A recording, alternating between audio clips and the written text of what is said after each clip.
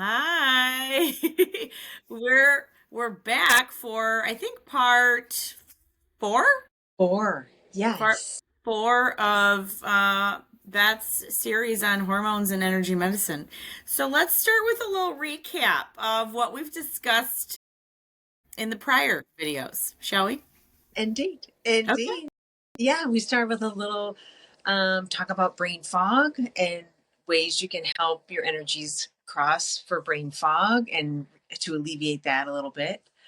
Um, we talked about, secondly, was irritability, mood swings, when you feel like things are really shifting with your hormones. You And don't want anyone to touch you or talk to you or chew in your ear, whatever. just that A little thing. bit. So we worked with things with that. And then last week we talked about stress, adrenals, fatigue, and how that all impacts and how that's really a big, big part of symptoms with hormones in menopause and going through is the adrenals caring for like how we care for ourselves, our bodies, our stress impacts this whole experience so much because it's really like the center. Yeah, the adrenals, that's a game changer. It is. It's a bigger discussion topic too. But anyway, okay, so today, what are we going for? So today we're going to do a little bite size on insomnia or sleep disturbances, which our sleep is really impacted by all these other symptoms that we're having. But um, it's tough, talking last week about fatigue and stress, and then how that impacts how you're sleeping or not sleeping, right? And how that it becomes this vicious cycle. You're trying to get more sleep, yet you're stressed, and you keep feeling fatigued because you're not waking up well rested. Yeah, and the thing is too, for me, sometimes it's like I'll be so tired, like either all day or in the afternoon or whatever. And then I go lay down in bed. I'm like, I'm gonna crash tonight. And it's like, no, no, you're not. It's so No. true. Lay there and you can't, you're like wide awake and you can't. Well, or you're just like, why can't I fall asleep quickly? Because I've been so tired all day. I've been fighting all that. So what is that? Yeah. Yeah. Dragging all day. And then when you try to go to sleep, I think it's energetically, again, it's the busyness of the energy in our field. And it just, things can't settle down for us to actually go into that restful space. Okay. So I actually have I forgot about that. I have a whole video on like a sleep, like a bedtime routine that we can also post about. But I wanted to give two really easy practices that help maybe shift your energy because it is like it's a transition, right? From like wake, and then there's of course bedtime routines and like things that you can do to help wind the body down because it's that shift of like, okay, I'm doing, and now I'm trying to go to sleep, and the body's like, it doesn't always happen that quick. Um, so I wanted to share two practices that help shift that, make that shift energetically in the body, so that the body has an easier time falling asleep. Okay. Okay. Bring it. Okay, bring it. Bring it. So the first one I actually do before I go to bed because it really helps to bring the energy down. So a lot of times we're way up in our head and to rise, right? And so then we're trying to go fall asleep and everything's like running around up in our head. And so this one's called taking down the flame. And start with rub your hands together. Flame. Quite a few things, right? Yeah. When the flames feel like they're blazing a little bit too much. Okay, and then take a deep breath in and put your fingers together, thumbs at the top of your head, and release your breath. Yeah.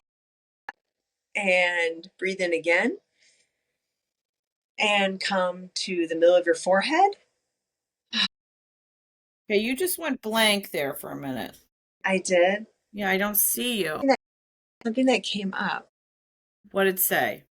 There you are, you're back. It was something about like using hand gestures. That's so weird. Okay. I think it was like the app telling me something I could do. So starting here at the top of the head, we're bringing the energy down here to the forehead using your breath. And then take a deep breath in. And you're going to move those fingers down to your heart center. Let that breath out and deep breath in again and move down to your belly button. Lay your hands flat on your belly and breathe in again. And then you can use your hands and swipe all the way down your legs to your feet. Oh, Yep. okay. To bring that energy all the way down to your feet. You can And then do this. do we Yeah. shake it off again? Get off again. Okay. So as you can see, you're moving the energy from top to bottom. So that is one of the natural energy flows. But sometimes it can get like caught up where there's not enough movement down, right? Oh, Um, and you can do this seated, like we're doing it now seated. You can do it standing, to get that when you're standing. Or you could even do it laying in bed, honestly.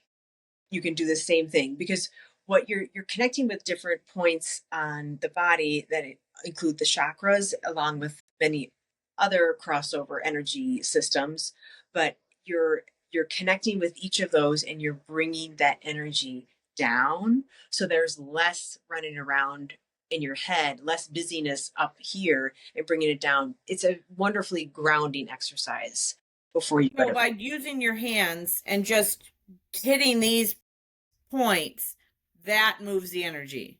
Correct. Okay. Correct. Okay. Because you're specific energetic points on the body that help. These are chakra points too, right? Top of the Right. head, and then we hear, and then to the heart, and then to the belly. So you're grounding your energy down, which is a wonderful thing to do before bed. Yes, it is. If you can remember, we have to Yeah. like set a timer or something. Okay. So then you're laying in bed and you're like, okay, I still feel a little busy. Like that helped some, but I'm still feeling a little busy. A really easy and effective way to calm the thoughts, the racing, and it could be different emotional thoughts or things that come up in your mind when you're trying to go to bed because everything else is quiet, right?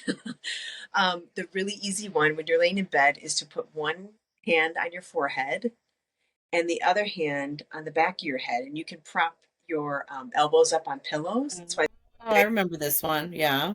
you're laying down, and this is just light pressure. Not You're not pressing in deeply at all. You're connecting with some neurovascular points here on your head that are highly sensitive to your emotions.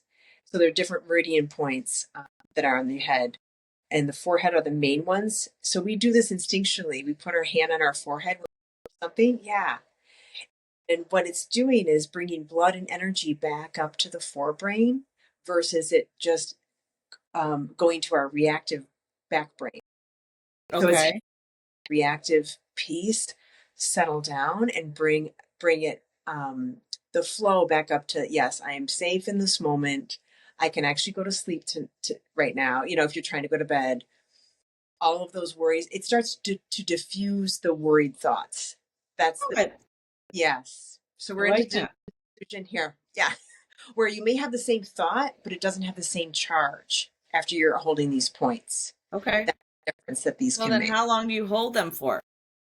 I would say a minimum of 2 minutes and likely longer. But if you're laying in bed there, you can just lay there and you can even fall asleep with your hands on your forehead, the back of your head. Okay. So that should help with the sort of insomnia stuff Yeah. that's happening. Like it helps with calming the mind because a lot of times insomnia has to do with like the mind being so busy or Hmm. the worry or the fear that comes in sort of late at night. Yeah. That's really effective for that. Okay. Yeah, because they do say that, anxiety does kind of spike in perimenopause, menopause as well. So that makes sense that we'd have a lot of racing thoughts. But should you be doing the same thing in the middle of the night when if and when you wake up? Yes, you certainly can. You certainly can go back here. Um, I can't remember the other one. If you're laying in bed, you can also do this one. We did this one. Yeah. Yeah, you can pull this in where you're kind of, and then you cross your feet and just lie there, and it helps to reorganize your energies that may feel haywire in the middle of the night. Okay. This is So another great. so even if we, like we were saying, if it's like a blood sugar issue or, your adrenals or whatever kicking off, something like this could help sort of take it back. Right, it kind of brings that crossover patterning back in. And yeah, if you're having other sort of issues, you want to get those addressed. But I mean, but and there could be other things I could suggest, but let's keep it really simple for now.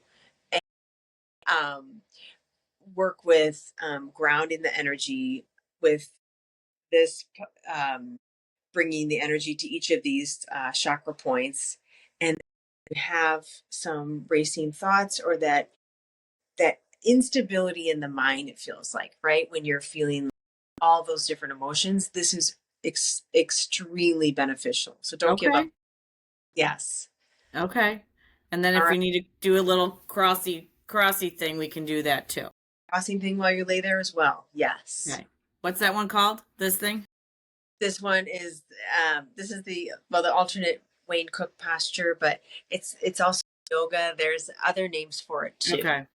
But it's Yes. just kind of bringing everything sort of back into An balance. alignment into, yeah, that crossover pattern.